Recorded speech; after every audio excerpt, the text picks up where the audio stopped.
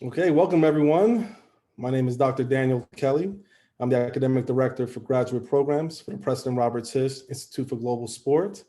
You're joined today for our fantastic panel on navigating your career experience as a minority in professional sports.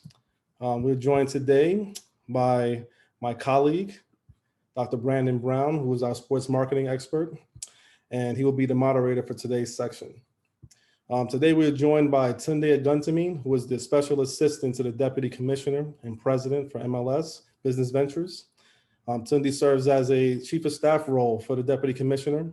In this role, he oversees MLS Business Ventures, and previously Tunde has worked with the NBA League Office and basketball operations, as well as strategy and analytics. Additionally, he has worked for Brooklyn Sports and Entertainment, New Jersey Devils, and strategy and analytics. Tunde is a graduate of the Business School of Columbia University. Thank you for joining us, Tunde. Also, we have, please, of course.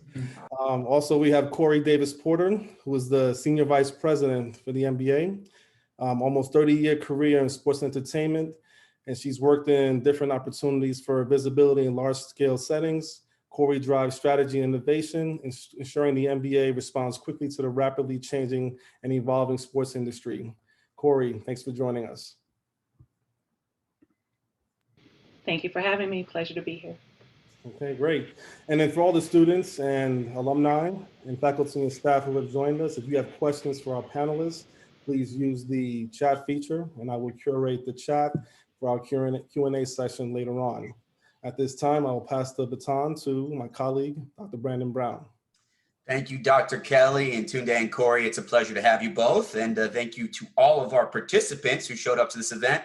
It's something that we usually do probably every year during February for Black History Month, getting an insight into the field from a minority perspective. So Tunde, Kori, we'll start off with a very simple question. Tell us about your background, if you can. How'd you get to where you are today, and how'd you start your career in the sports industry? Tunde, we can start with you. All right, great. Once again, thanks for having me. I really love doing things like this, especially during such an important time. But yeah, a little bit of background about myself. I was born in Nigeria, grew up in Baltimore, Maryland. Went to undergrad at University of Maryland, Baltimore County. Then also went to grad school at Clemson for 2 years. And then after that, worked a little bit and then went to Columbia, like Daniel said. So kind of getting into the sports industry.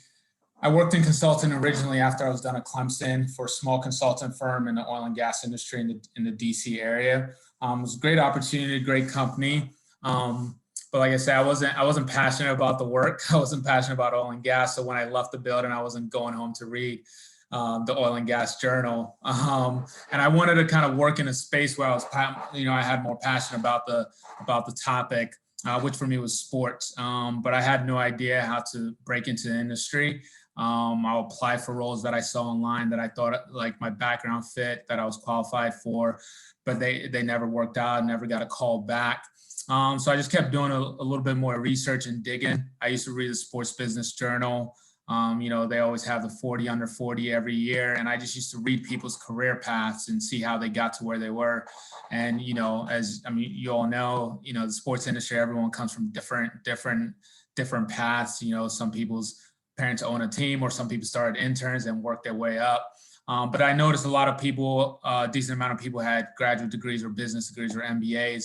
So I felt like that was my best route, just because it gave me the most flexibility in terms of a career path. So, I wanted to test out the sports industry and to see if I could get in. But if it didn't work out, or if I just realized like, hey, I'm more of a fan versus like wanting to work in the industry, I felt the MBA would give me that flexibility. So, I went to business school, went to Columbia. While I was at Columbia, like Daniel said, I did a lot of internships just to get experience in the space, right? Try and see what I liked and what I didn't like. So I worked at the New Jersey Devils doing business analytics. I was at the NBA League Office and the team marketing and business operations group, which Kori is familiar with, and did work there. And then at the Nets, and then also for a startup doing strategy for them.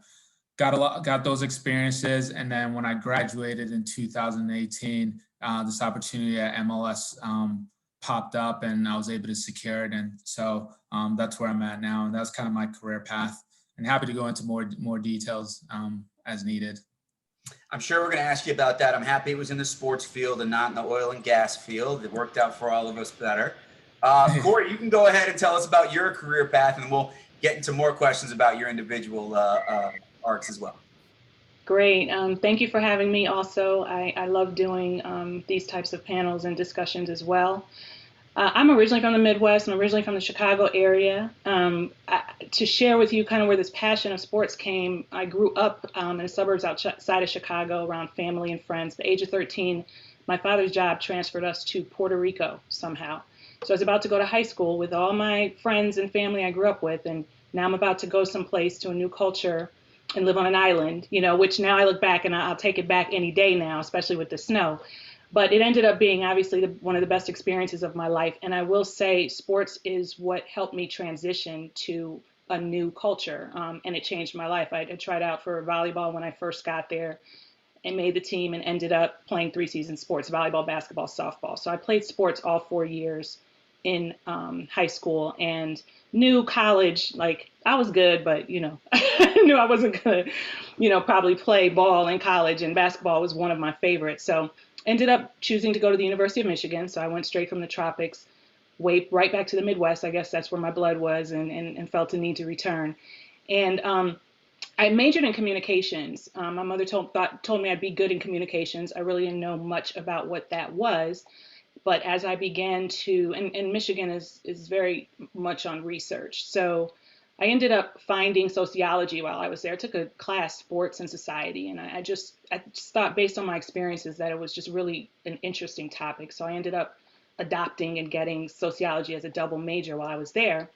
And I joined a lot of professional organizations just to try to inquire, because back then we didn't really have sports programs, at these schools. And so I started joining professional organizations, talking to people, and realized I needed to get an internship. We really had to get out there and get real world experience in order to, kind of figure out what it was you wanted to do. So ended up doing sports internships at news stations my sophomore, junior year. And then the last semester of my senior year of college, I got an internship with the Detroit Pistons in their multimedia department. And that is what introduced me to the NBA. I worked in the area where you operate the videos that you put in for the Jumbotron to hype the crowd up. So my job would be to press the button when I was cued to press the button. And when I realized when I pressed the button that it would change the lives of 15,000 people at once, I was like, I got to do this. So, but throughout that time, I always had an interest in video production, entertainment, features, storytelling. And that's where I was introduced to some of the original features the NBA did through NBA Inside Stuff, the original show, Jam Session. We would play all these things. And I was like, where's that, where's this coming from? And it was coming from NBA Entertainment. So at that time, I say to myself, I was one of the ones that was very lucky to figure out what I wanted to do in college and then get that job and kind of go above and beyond what I ever anticipated, because I wanted to be a producer and produce sports related shows and features.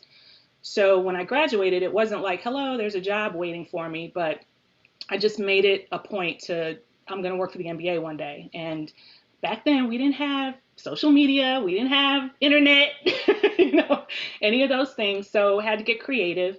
And I had the media guides back then, which were the hard copies of the books that each team had. It showed you, what all the stats for the teams, but also the executives that worked in the front office and things. So I think I ended up sending about 50 resumes to the NBA. I just looked for names and titles of people who were doing roles and jobs that I would probably be interested in one day. And I didn't get a call right away, but the strategy eventually worked clearly. I've been there 27 years. It was December. I've been there 27 years. I ended up getting a job there as a game logger.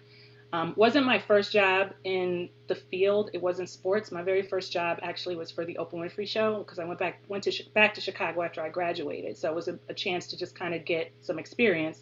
But the NBA ended up eventually calling me after about a year working there a couple times. And so I said, I got to go check this out. This is what I've always wanted to do. So started out as a game logger. Now, and I know we're going to talk about career as well in this discussion, but I currently am Senior Vice President of Content business operations, which is overseeing like all of our resources and budgets for all the original programming we do, both digital and linear. So, and also in that, I did go back and get my MBA as well. After being out of school for 17 years, I made a decision to do that while working at the MBA, just because, you know, you find that your career pivots as well during the time period too. So, so that's it in a nutshell, but that's kind of how I got in. So it's, to me, extraordinarily interesting that both of you have navigated so many different roles and throughout a lot of time. I think it's kind of common in the sports industry to see that type of path, that if you're in the sports industry for long enough, you're going to see a lot of role changes. You're going to see a lot of moving about. What's interesting about this conversation that I'd like to ask the both of you, how was that navigation as a minority in the industry? Maybe some stories you can tell us, maybe some obstacles you came across during this whole entire navigation process. And Kori, you can start. Oh, sure. Navigation. I'm still talking about navigation to, you know, people, junior people that are coming into the organization, middle management that are in the organization. So I started out as a game logger, and what that meant is I watched basketball 8 hours a day and like logged the best plays. It was the most amazing job ever at, you know, in my young 20s to be able to do. But the one thing that, and I told this story recently, I was sharing with a colleague in the office that, you know, my experience back then as a game logger wasn't necessarily the same experience that some of my colleagues had. You know, I would come in, and part of getting recognized was maybe having one of the producers come over to you, and they're going to work on a certain feature, and they want you to pull all the shots and help them with it. And they would come to you. So I would just notice that I was at the MBA and I'd been there a month or two and trained in what I was doing, but the producers were going to the person over here or the person behind me or the person in front of me, maybe not having been there as long as I've been there, but just because that's who they were familiar with, or that's who, you know, they felt comfortable going to. So at that point, it was like the light bulb. Okay, no one's coming to me, so I got to go get my assignment. You know, so it's just a change of a thought process in how you're going to go about doing everything. And how I say to a lot of people, sometimes it's just a process. You sometimes have to step back. It's not necessarily fair that you have to do this or right, but in some cases you have to step back and kind of figure out that strategy to kind of get to what it is you're trying to do. And then once you get the opportunity, forget about it. Like, everybody's going to see what you can do, but it's not always that easy that it's just going to come to you. And so that was like early in my career, but I have found that to be the case throughout. But once, you know, you're in that position, then nobody can say anything to you because your work is speaking for itself in the process. So that would be, you know, a couple of examples that I would share and advice. That's fantastic. And Tunde, same thing over to you within navigating your career, maybe some of the obstacles you came across as a minority in the industry, kind of going through your entire process. Yeah, for sure. You know, I mentioned like when I was trying to break into the industry, I'll apply for roles that I thought my background fit or I thought I was qualified for, sometimes overqualified for, and I just never got the calls. I'm not necessarily saying that was because of my race or anything, but like to Kori's point, I realized like, hey, what I'm doing isn't working, right? So I could look back 10 years from now and say like, hey, I gave it a shot, or I could just find another route.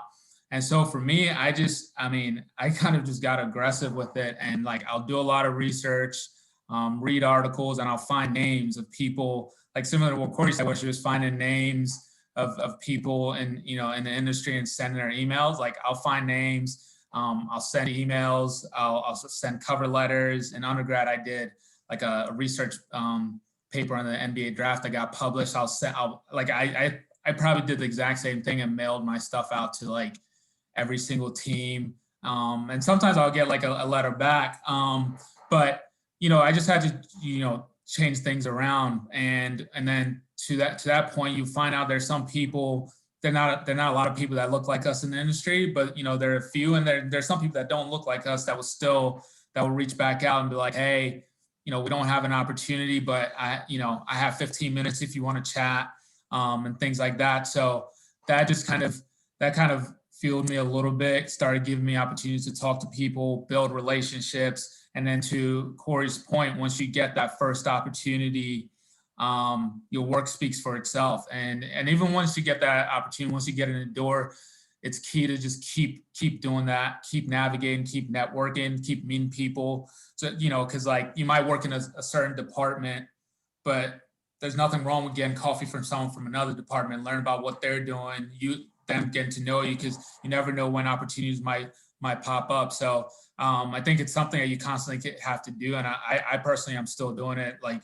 constantly always thinking about, hey, what's my end goal? Where do I want to be? And am I doing the right things to get me there?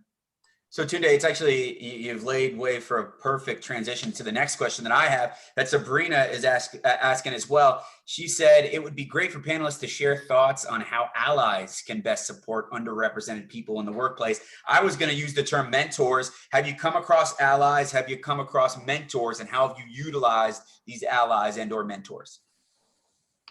Yeah, there's no Yeah, way. for sure. Oh. Go ahead, Tunde. Go ahead. You can go ahead. No, Okay. Just for me. No. You, I'm out. You. Okay, I'll go. Yeah, no, I mean, I think mentors, advocates, the person you work for is probably just as important as anything else in terms of like your success. Probably not even just in sports, but in general. So I mean, I think luckily for me, like my boss has become my mentor, but I've also had mentors that I've had through my experiences, and they've been critical, right, in terms of running ideas by them. You get opportunities running those by them, but then also for them to be objective and give you just objective feedback. So I think mentors have just been huge. I think everyone should try and get as many as possible. And sometimes it happens organically, and sometimes it's you reach out to someone and you have a conversation and that grows. But I think specific to the question, I think people can just have conversations and get to know people, right? You come across a lot of people that might not be at the same level as you, or that you take interest in. Take them out to coffee, learn about their story, learn about their interests, learn about how you can be of help to them, what they're working on, see the work they're doing. I think those are good ways to support underrepresented minorities, and then just keep them in mind when opportunities come up. Like I think with underrepresented minorities, what people just want is an opportunity, or the same chance, the same equal opportunity everyone else gets. Not necessarily favoritism or anything. You just want the same opportunity. Like Kori mentioned, like she was logging games just like everyone else, but people were going over her shoulder. So it's just giving as many opportunities as you would give anyone else. Kori, now you're up. We were so anxious to talk about it. That's right. Yeah, I would not be where I am without mentors. Just like I said, even starting in college and not really knowing what I wanted to do and what that meant as a career, I just immediately joined professional organizations. At the time, Women in Communications, National Association of Black Journalists. The person that gave me my first internship 30 years ago, I still keep in contact with. I've learned so much. And then I believe the reason I've been at the NBA, the amount of years I've been there, is because of the people and what I've learned throughout that time period. On the job, mentoring and allyship has been very key because, as you can imagine, there's definitely not, a lot of people that look like me in my meetings and in what I do. So the relationships that I've developed over the years have been key. And I've been very fortunate, and I'm not saying that everyone is always this fortunate. I've had colleagues of mine that haven't been, but I've been very fortunate to have a number of allies throughout my career, advocates that have spoken up for me in the rooms when I wasn't in there and couldn't be in there. And now I'm fortunate enough to be in there and be that ally and advocate for others, but it's still a long way to go. So relationships are just so important in this industry. And I interned for the Pistons when I was in college, but I didn't know anybody at the NBA. I didn't come in because somebody referred me. I mean, I had to be creative and find a way and interview and, get my way in there. But then to stay there, I had to develop those relationships to allow myself those opportunities to do, to be able to do what I do now. And Kori, I just want to keep on going with something that you said. In addition to mentors or allies, you had mentioned that you participate in other maybe outside groups. You named a few. How important were those groups as well, in addition to your mentorships?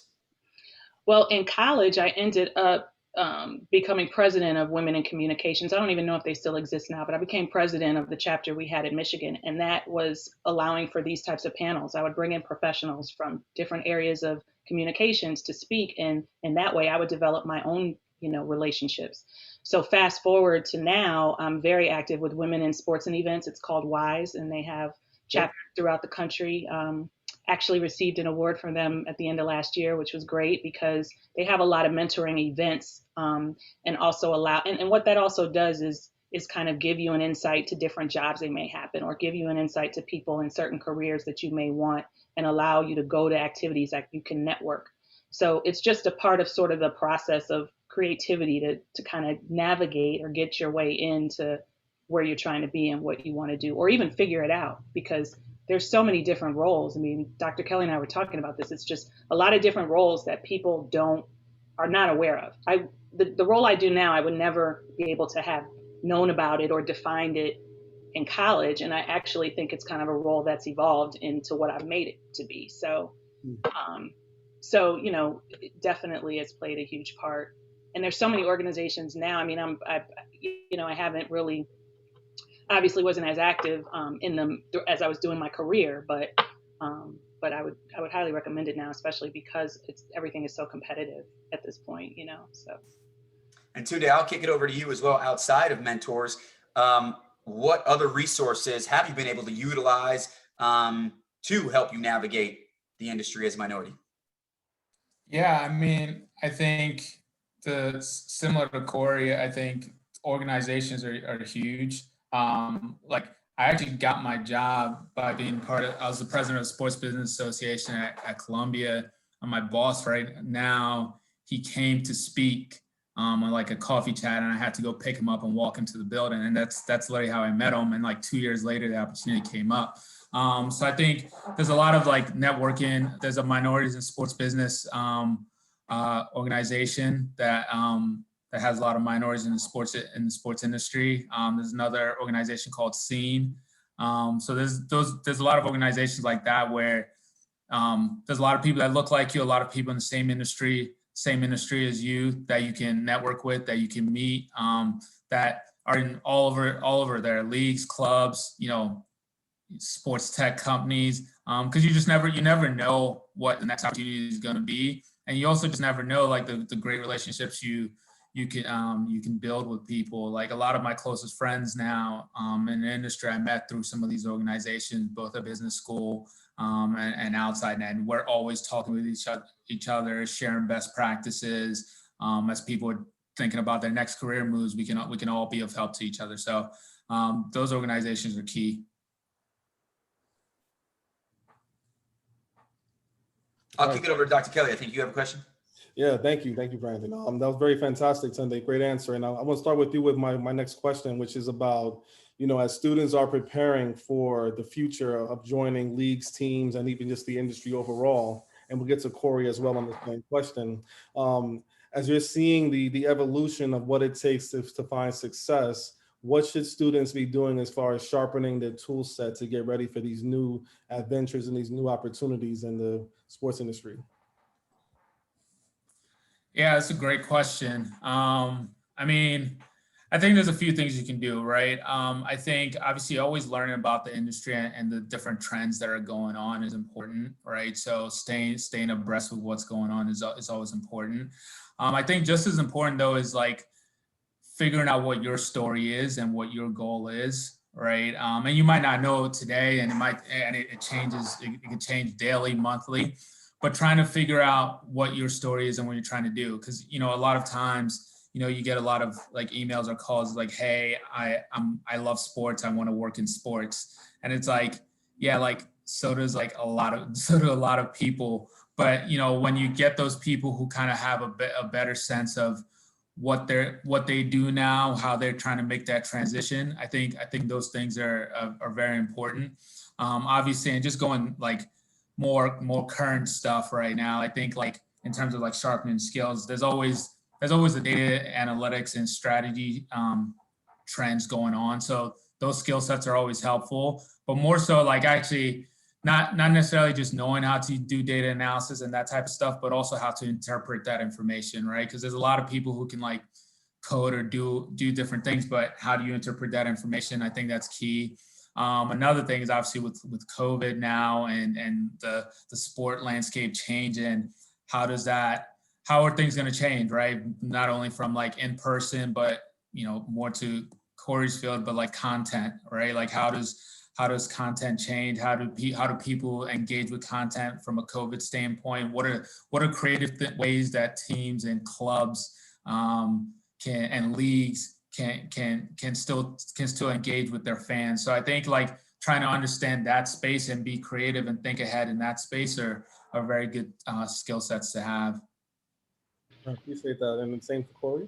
Yeah, I think Tunde really spelled it out well. I mean, the only thing I'll add is just a diversity in background. It used to be when I was wanting to get into production, I needed to have this background in communications or whatever the case may be. I think now it's just, I don't think you necessarily need to focus on one area.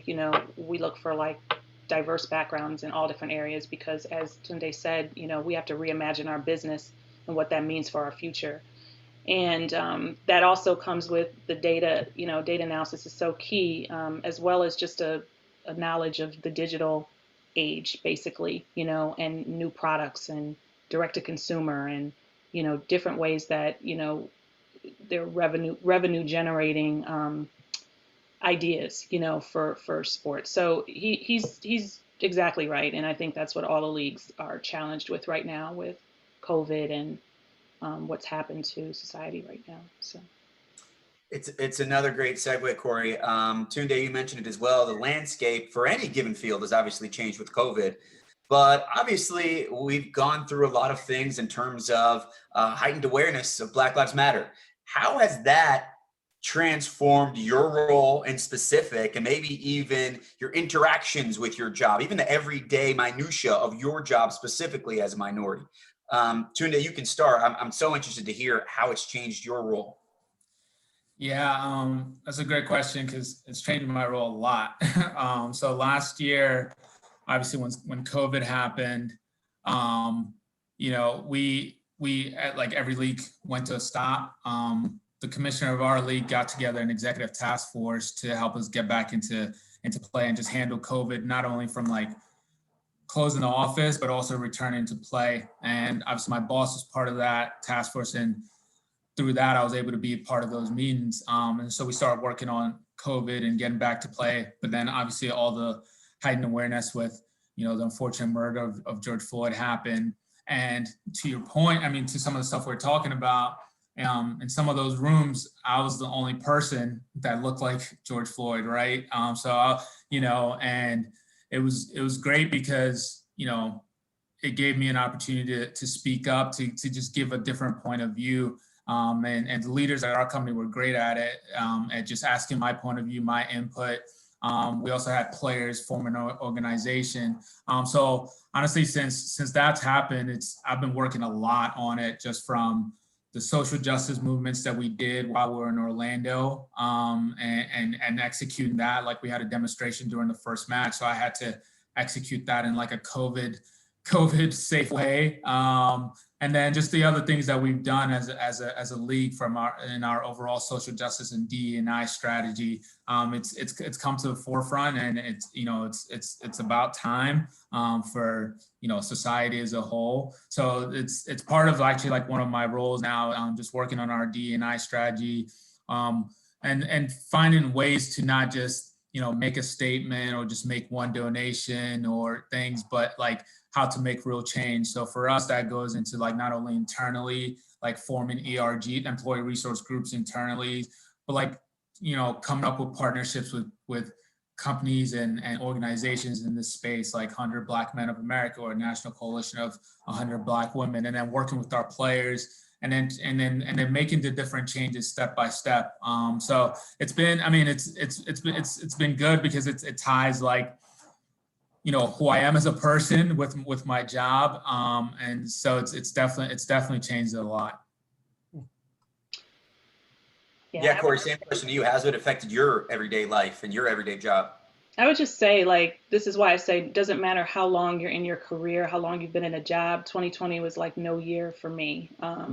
Between COVID and all the social justice issues that were going on, my job role changed. Like, I still had my responsibilities of overseeing resources and budgets, but now I had to make sure that our facilities were okay for people to go in and work, because you needed essential technical people in there. So next thing you know, we're becoming COVID experts and coming up with health and safety protocol in the building.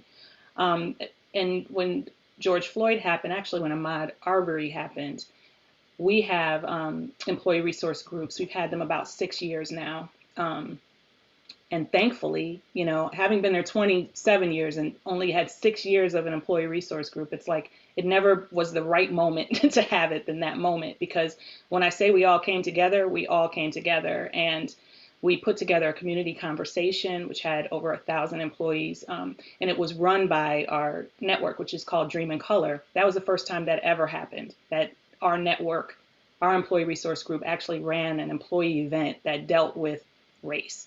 And we did it after Ahmaud Arbery, but as we were planning, George Floyd happened. And so that just started a whole like series of things. I mean, I ended up being very involved with that, being part of the panel for that. And then, as you all know, we did our restart in the bubble in Orlando, but leading up to that, we did connect with the Players Association and just was on the same page on how we wanted to approach social justice going into the bubble. So I was a part of those conversations. And it's just been ongoing ever since. We've since formed our NBA Foundation. We formed a social justice coalition. The foundation is going to be focused on, you know, economic impact in the Black community and also helping young, you know, Black lives, you know, get what they need in those teen stages to transition into careers.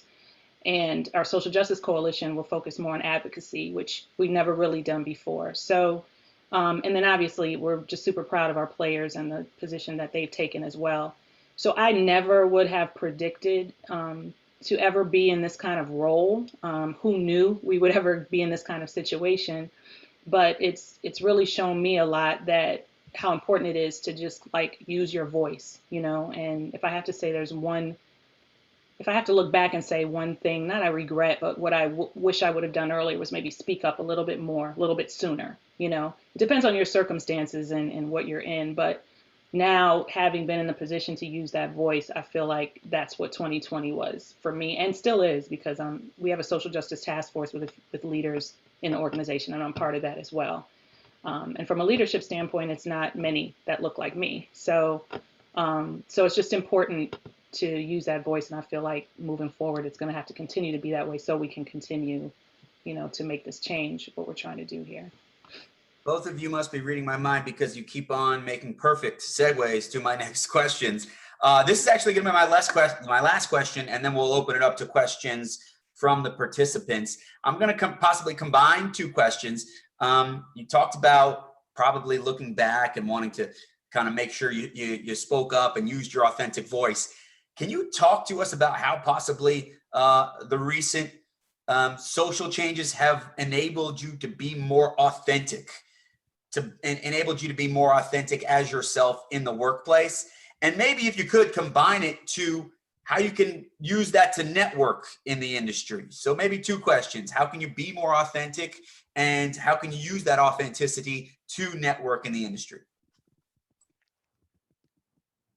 All right, I mean, I can start. I think what I pride myself on and what I always set out to do is just to always be my authentic self. I think if you ask anybody that knew me when I was a logger, that knows me now, that I'm the same person. And I'm also a very approachable person. So I'm known for the person that somebody will come talk to, you know, or approach about something, even if it doesn't have anything to do with me or my group or my organization, just to get my perspective. So I think that, you know, having the right intentions makes a huge difference, because if you don't have the right intentions, it's going to like circle back in some way, shape, or form. But if you intentionally are going into something, or intentionally having a conversation for like a purpose or a reason, then you can only be your authentic self in everything that you're trying to do. That's my opinion about it. So being in this situation that I'm in now, I feel like in my role, I've gained enough respect through the years to have sort of this influence with where people will listen to my perspective, and I can be my authentic self, and people do turn to me to get my opinion on things. But what I do now is not only give my opinion, I bring everybody else in. We got to get their opinions too. So it can't just be mine, it can't just be yours. And that still needs a lot of work, I think, throughout our industry, the inclusion aspect of things. I connect a lot of dots. I spend a lot of my energy doing that, but that's my choice. And so all of that encompasses to networking and to developing these relationships. And people are going to respect you if they know that you're coming from like your true self and purpose for what you want to do. That's the way I look at it. Yeah, I mean, I think she covered it. I think Kori covered it perfectly. I think, for me coming into the industry, the only person I know how to be is myself, right? And I think if I try, coming in, I thought like if I try to be someone else, I just wouldn't be as successful.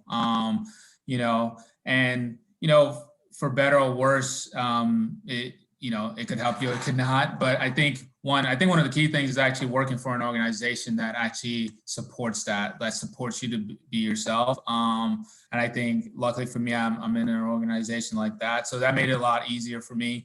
I also think in, getting put in positions of leadership pretty early was also very helpful for me in terms of just being and then actually having people like the commissioner or the deputy commissioner, like listen to my inputs or ask for my inputs on not only topics related to social justice, but other topics. I think them empower me has also helped me be authentic and be myself. But to Kori's point, I think as people getting into industry, think about that, or think about how to be authentic. It's no different than being authentic in your like everyday life, right? Like knowing what, standing for the right things, treating people right. Like there's always obviously, politics or different things that go on, but at the end of the day, you have to be able to look yourself in the mirror and be comfortable with the decisions you make and treat people right. So I think just taking what you do in your personal life and trying to transfer that to your everyday work life will set you up well. And there's going to be people who definitely support you, who speak up for you, who give you a voice. And I think that's key. And I think the last thing she said was also important. It's like when you do get the opportunities, when you do get in the room, when you break down those barriers and open the doors, just make sure you keep the doors open for the people behind you, right? And so, yeah. Paying it forward, so important. We got about 20 minutes left. Dr. Kelly, were you going to? Yeah, I'll jump in with one of the questions from the students. And so for both Kori and Tunde, this is from Omar Sandamani. How would you suggest bringing up topics surrounding diversity in an organization where it's not particularly a priority? And I think you guys talked about it a bit about your authentic self, but what about if the organization is not really focusing on that same priority of diversity? I mean, I would just say, I think with everything that's happened in the last year, obviously organizations are taking a different view on the topic and conversation. Organizations such as mine were thrown into having discussions about diversity, and race, and the unfair treatment that's happening now. So there's no real set answer on it. I mean, it's about really having difficult conversations and just really knowing how to manage those conversations. And a lot of times it could be timing, it could be how you're approaching it, and what you're talking about and how you position it, how you frame it. But I don't think we stop talking about it because an organization doesn't want to hear it. I think we just got to figure out how to best frame it to eventually, try to make some kind of impact on the situation. Go to Tunde as well. Yeah, I mean, I think especially working on this type of stuff, and I'm sure Kori can attest to this, and the, like, in the bubble, trying to make different ideas happen, or make different things happen. They're definitely difficult conversations to have, but I think it's just like telling the story the right way, and finding out, like, figuring out who your audience is and what makes them tick, and what angle you have to use to tell that story is key. Like, the conversations are going to be difficult regardless, but I think it's so prominent now, and a lot of organizations, I feel like, especially in the sports industry, are open, way more open now than they were before. So you definitely have more people listening to you than they did before. So you just have to figure out exactly how to tell the story. Like, how I presented that to Brandon could be different from how I presented to Daniel. So just figuring out how to tell that story, and the right buttons to push. I would only just also add that you should be pretty educated on, like, what you're on the organization and what you're trying to do. Know your stuff basically before approaching anyone or anybody, any group, any department with it as well. Giannis has a few questions. I'll get to one of Giannis's questions. He said, I'd like the panelists to comment on how they processed failures and how they turn them into positive growth experiences, and how to also physically handle stress, depressing circumstances, both themselves and their colleagues. Ooh, that's loaded. Let's touch on the first part. Yeah, let's just go. No, all good, and all realistic questions. It's what everybody's going through. The one thing that I feel like has given me a foundation for my career was, and I briefly mentioned, my first job was with the Oprah Winfrey Show. And I worked there at the height of, like, Oprah's career. So here I am working for this person, and all she does is try to help others in well-being and self-care. And she actually taught this course while I was working there. It was unbelievable for somebody just graduated from college. I knew it wasn't the real world, so I just soaked it in while I could. But she actually taught this course called Course in Miracles, and it's just taking every situation and looking at it in a positive perspective. And so I learned that, like, really, really early on in my career. I probably had that in me anyway, but didn't really know or realize it. And so that's what I feel like I brought to the sports industry. I won't just say the NBA, but just sports in general, because I think the sports industry operates a certain way just everywhere you go. But calm, just bringing that calm to the situation. We're not saving lives. We don't have anybody on an operating table that's going to die. We got to get things done. We're 24/7, but let's step back. Like, we can really work this out, figure it out, and make it happen. I produced a weekly show for over 12 years. I produced the show that I watched when I was in college. I ended up running it for about a dozen years, NBA Inside Stuff. And so I had to get a show on the air. If I didn't get it on the air, it would be black on the screen, and that couldn't happen.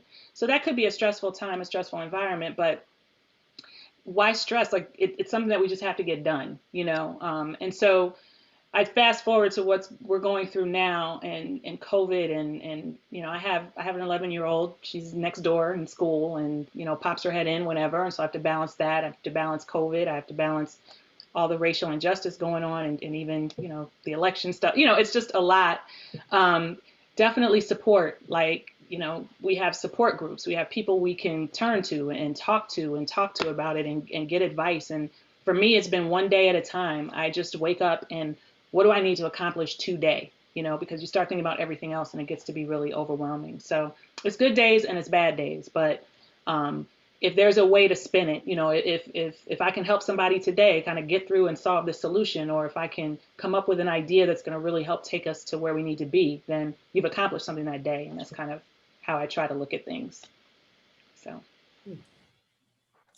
Yeah, and for me, some of that stuff similar to the first part of the question in terms of failures. Like, everyone is going to go through failures, right? The greatest athletes go through failures. Everyone goes through them. One thing that I've tried to stick to is the saying, just like, now make that old, right? So either successes or failures, just don't dwell on them too much, right? And things they always look more dire than they are, right? Like, if I asked you, what was your biggest issue in 2019, you might not remember it, right?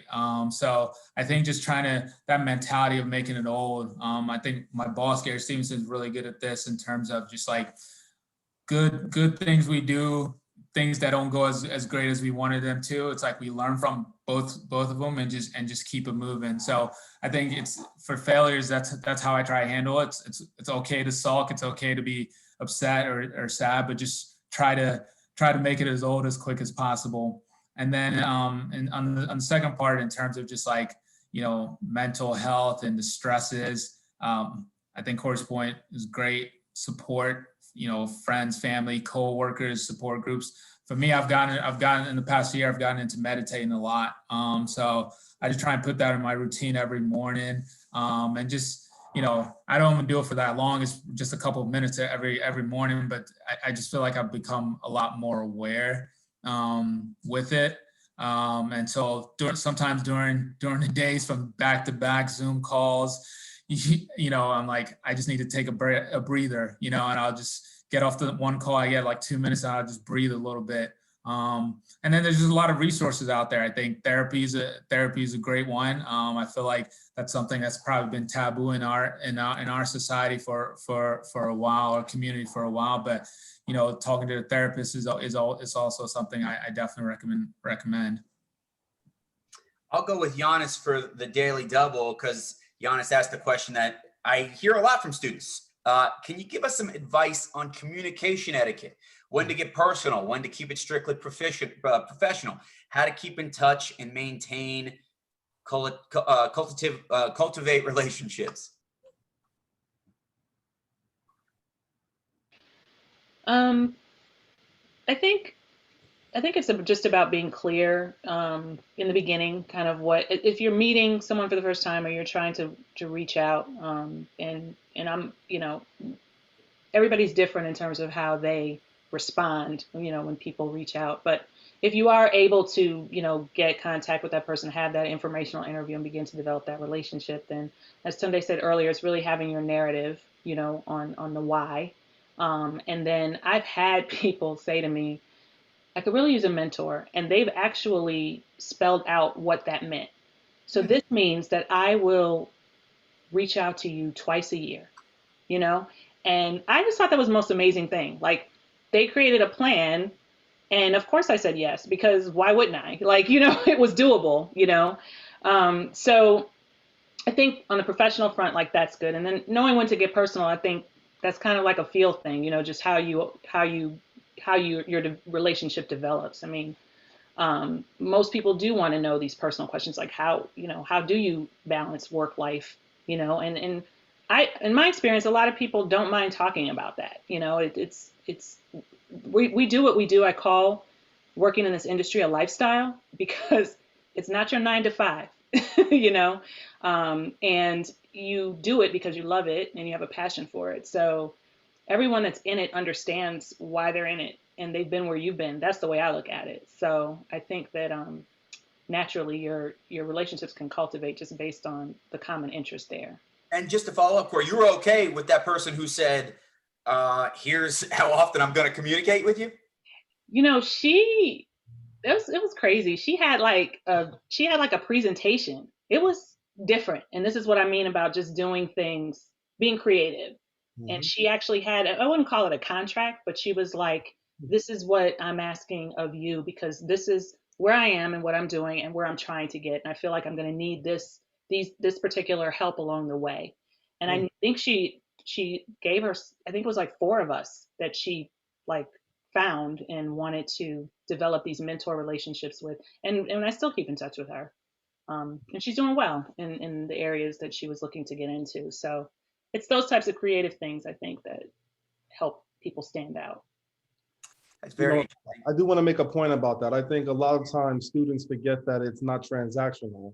I think sometimes they reach out to professionals in industry and they're looking for either a lead or a tip for an opportunity or a job, and they're not seeking to build a relationship. And I'm really glad you pointed out that her creativity was the fact that she had a plan to come to you and use you as a resource, and she was seeking to build a relationship to earn the right for you to see her as someone to help. And I think your commitment shows that you were willing to trust her to come through on the contract as well, or the agreement, more so the contract. Yep. So thank you for that example. You're welcome. Tunde? Yeah, Tunde, please. Yeah, I mean, I think both of you touched on it. You know, networking is always, you can't have a sports panel without talking about networking, obviously. But I think it's important to build authentic relationships through networking, right? It's not transactional. Feel free. I mean, honestly, I used to reach out to a lot of people, and I'll just ask for 15 minutes. But, you know, for that first call or multiple calls, it was just me trying to learn about them, learn about their space, learn about what they're doing. And one thing I used to do is keep track of who I reached out to. And I still have the Google Doc. I'll keep track of who I reached out to, when I reached out to them, what the conversation was about, and the last time I reached out to them. And I used to, because I wanted to try and actually like build a relationship with these people. So if I talked to Kori once, and then I see like 3 months later, she got promoted, I might just send her a congratulatory note. Or, you know, I graduated, or I finished the semester, and like, hey, I'm just giving you an update, you know, hope everything is well with you. And just building that relationship, so that, you know, when I do need a favor, or when I do need her to introduce me to someone, then she's like, okay, I know him, I've talked to him a few times, I've built a relationship with him. So I think that's key, because, you know, I always, as much as possible, always take, you know, when people email me or reach out, take calls. But, you know, giving a recommendation off of the first conversation might not be, I don't really know you yet, but if we keep in contact, I get to know you, you know, and I feel more comfortable with you, and I know like some of the work you can do, then I'm happy to make recommendations for roles. But I think that's key, just building that relationship, keeping people up to date. You know, honestly, I think everyone remembers when they were on the other side and trying to get into the industry and trying to talk to people. So they're always willing. A lot of people are always willing to talk, and people love talking about themselves and their jobs because they love it. So don't be shy to reach out. But when you do reach out, make sure, like, you know, like Kori said, you've done your homework, you've done your research, and then keep up with people. Because there's times I'm like, hey, you know, nice talking to you, keep up with me, keep me updated, and I never hear back from the person again. Or, you know, and there's some people who keep up with it, and then you're able to, you know, see a role, and it's like, hey, I talked to you a couple of weeks ago, this role just came up, will you be interested? So that'll be my advice. A beautiful point about the sports industry is that everybody who is looking to network, the people who they are looking to network with have been in that same position, right? The sports field's just so young that they've been in the same position. So they're not unapathetic. So. And I would just want to add that what Tunde said about keeping track of who you reached out to, you use a Google Doc. I started laughing because 30 years ago, that's what I did. It wasn't a Google Doc. I have a blue binder, you know, typed letters in it, Exactly. But it works. Like, that was key for me to, you know, create the contacts that I was able to create back then. So I think, Dr. Kelly, I just want to touch on one last question. We only have 3 minutes left. It'll be a quick question, but an important question from Miriam. She said, what would be the one thing that you wish you told your younger self? Let's end with that question.